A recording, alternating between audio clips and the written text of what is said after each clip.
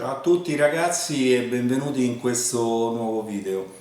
Oggi voglio parlarvi di Action Cam, in particolare della GoPro e anche cam molto simili, quelle diciamo così cinesi che vendono su Amazon o su internet. Voglio parlarvi più che altro della custodia perché mi sono arrivate così delle richieste per far vedere diciamo, l'antirinculo della camera.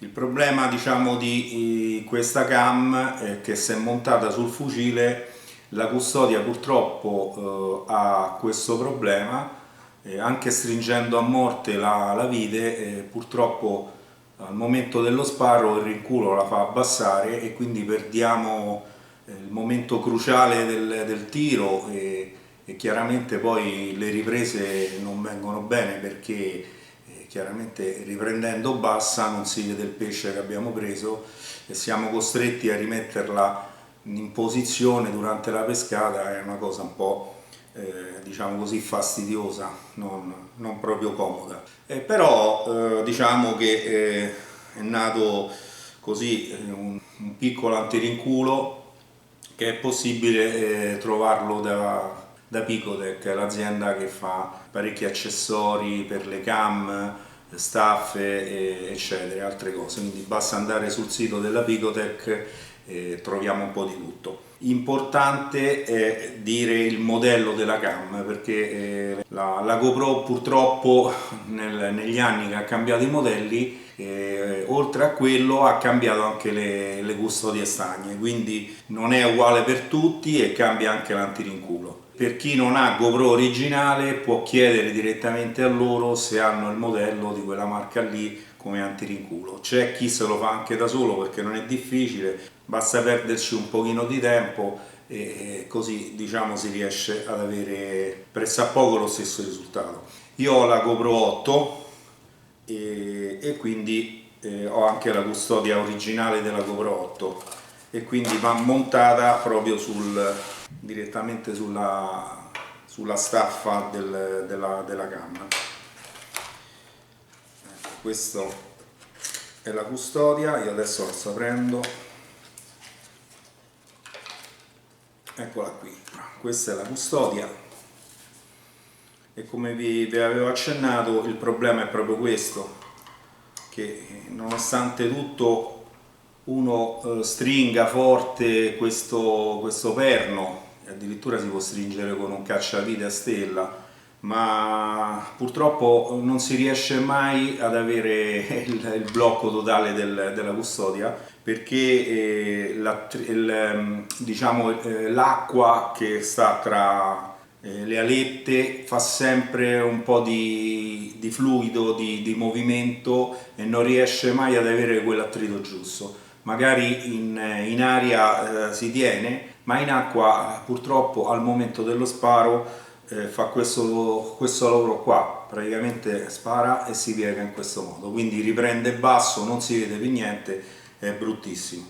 Questo è l'antirinculo, adesso ve lo faccio vedere da vicino con la ripresa. È un pezzettino di plastica che costa pochissimi euro e va praticamente montato subito dopo aver inserito diciamo, nella custodia sulla staffa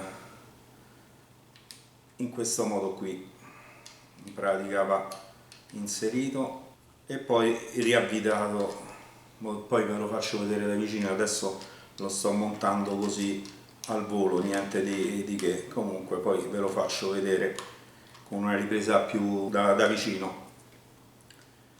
Ecco, una volta montato si stringe chiaramente forte questo galletto che danno in dotazione e la telecamera rimane praticamente fissa in questo modo.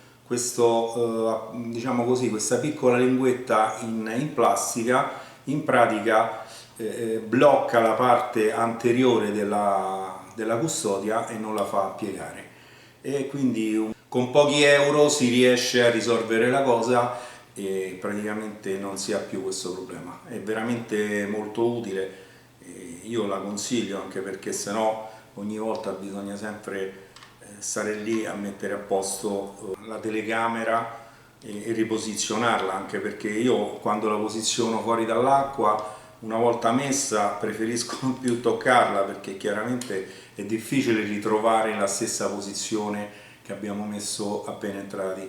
Quando uno sta con i guanti, ok, in acqua è diverso, quindi le riprese ogni volta che uno spara vengono sempre o più alte o più basse, e come ho detto il momento dello sparo è praticamente invisibile, perché si abbassa immediatamente e non si vede lo sparo, non si vede la preda che viene bucata. Allora ragazzi, come vi dicevo, è molto semplice il montaggio dell'antirinculo. Questo è il pezzettino che vi dicevo, è sagomato e quindi è facile da, diciamo, da montare. Quindi si inserisce praticamente dopo aver messo lo scafandro nella posizione giusta delle alette, e poi si rimonta questo perno a vite così e si stringe. Non serve neanche stringerlo a morte, perché ecco qua, una volta montato è praticamente impossibile, è bloccato nella maniera più assoluta, e quindi non c'è più la possibilità che lo scafandro si pieghi in avanti dopo lo sparo. Ragazzi, io spero di aver detto tutto e di aver risolto così e tolto tutti i dubbi per quanto riguarda la GoPro. Come ho detto, si può diciamo, risolvere anche con i modelli quelli commerciali.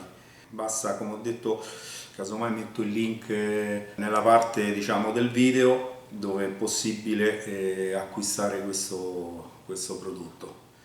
E niente, è finito qui il video, continuate ragazzi a seguirmi, e a me fa piacere se vi iscrivete al mio canale, e prossimamente farò altri video, spero il prima possibile, di pesca e di altre attrezzature. Ciao, a presto!